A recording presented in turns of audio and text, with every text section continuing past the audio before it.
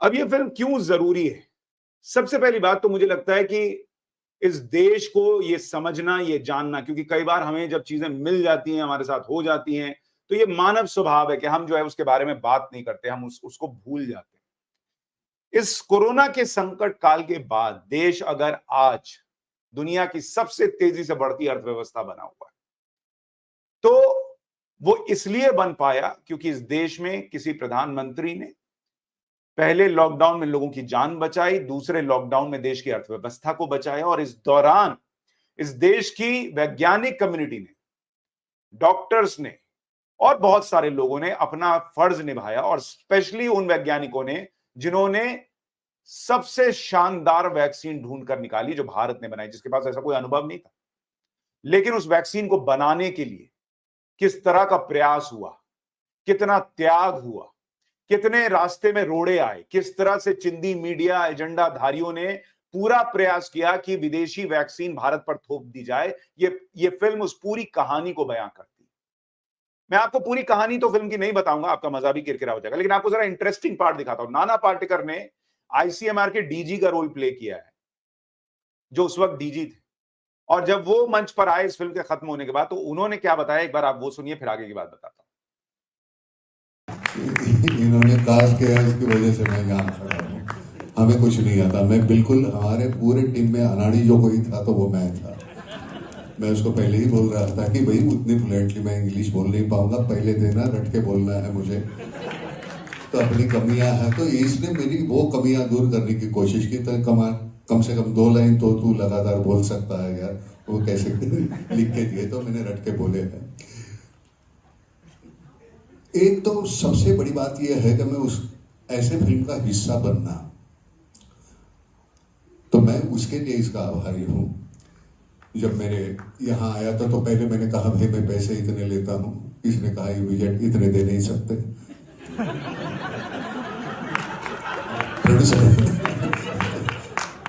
तो इसने कहा नहीं, वो खाता उसका है, उसके साथ बात कर लो। खैर, तो उसने नरेशन में मुझे कहा कि एक लाइन है, इंडिया कैन डू इट।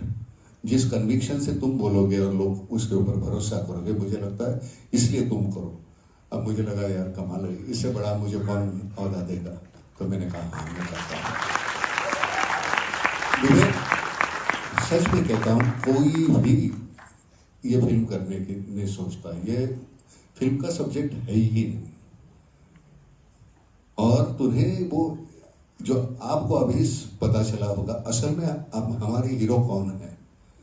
आप हमारे क्रिकेटर, वो तो है खैर सिने आर्टिस्ट है, लेकिन असल में हमारे ये हीरो है। तो मुझे एक अलग तरीके से इनको प्रणाम करने का एक प्रयास था, वो जो किया है हमने। और धन्यवाद। हमको मालूम नहीं है आपको कैसे लगी, मुझे लगा आपको अच्छी ही लगी होगी।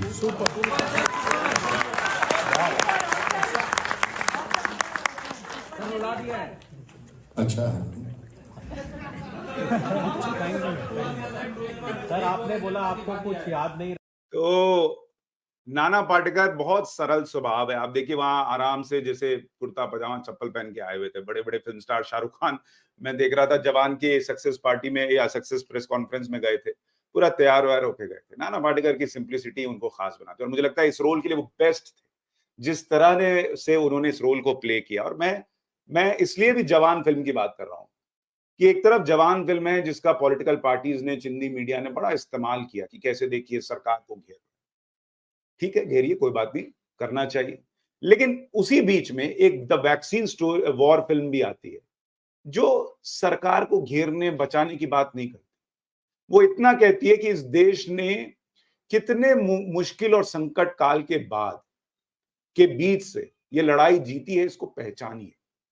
ये फिल्म इस देश में और वैज्ञानिक पैदा करेगी, मैं आपको दावे के साथ कह सकता हूं। ये आपके अंदर उस भाव को पैदा करेगी कि कितना कुछ हमने सहा। ऐसा नहीं कि लोगों की मौत नहीं हुई, वो भी इस फिल्म में दिखाया गया, जो कि सच है। लेकिन वो मौत सिर्फ भारत में नहीं हो रही थी, वो दुनिया में हो रही थी। और उस मौत का भी तमाशा बनाने वाले कौन थे, वो भी इस फिल्म में दिखाया गया। इस फिल्म में कुछ पत्रकारों के नाम है, आप सुनेंगे तो समझ जाएंगे कौन पत्रकार हैं। कुछ मीडिया साइट्स के नाम है, वो नाम से ही आपको पता चल जाएगा कि वो कौन लोग हैं। जिन्होंने कहा था कि इंडिया कांट डू इट, और ये फिल्म बताती है इंडिया कैन डू इट, और इंडिया ने करके दिखाया, भारत ने करके दिखाया।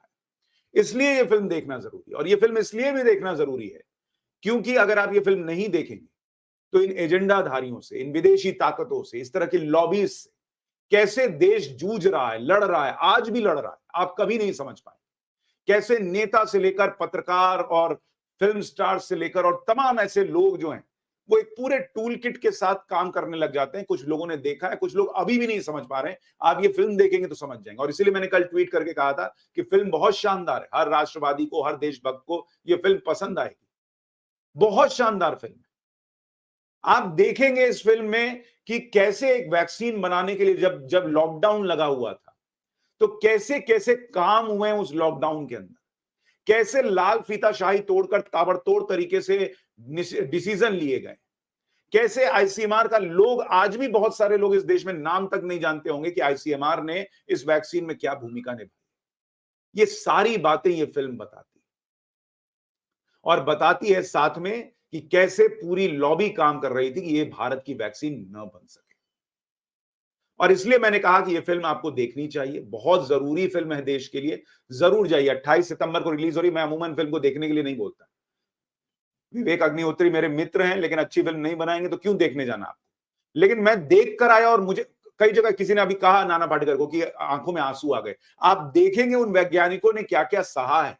ये रियल स्टोरी है उन लोगों की जिंदगी की। उस वैक्सीन को बनाने के लिए उन लोगों ने अपने परिवार का त्याग किया, कैसे कई कई महीनों घर नहीं गए, बच्चों की क्या हालत हो गई घर पर, और क्या क्या नहीं इन लोगों ने सहा है। आप देखेंगे तो आप रोएंगे फिल्म के दौरान। आप भारत माता की जय के नारे लगाएंगे, गर्व से सीना भर जाएगा कि हमारे देश में इस तरह के वैज्ञानिक, इस तरह का टैलेंट है, लेकिन सालों से उनको मौका ही नहीं मिला। क्योंकि बहुत सारे लोग इसे नरेंद्र मोदी से आगे जाकर देख ही नहीं पाएंगे, भारत के बारे में सोच ही नहीं पाएंगे। उनको फिर लगेगा कि ये नरेंद्र मोदी की बात। भैया नरेंद्र मोदी की बात इसलिए होगी क्योंकि नरेंद्र मोदी प्रधानमंत्री हैं और उन्होंने कहा कि हाँ जो जरूरत है करो, करके दिखाओ। लेकिन फिल्म सिर्फ नरेंद्र मोदी सरकार के वक्त क्या हुआ इसकी नहीं है, देश ने क्या किया उसको लेकर।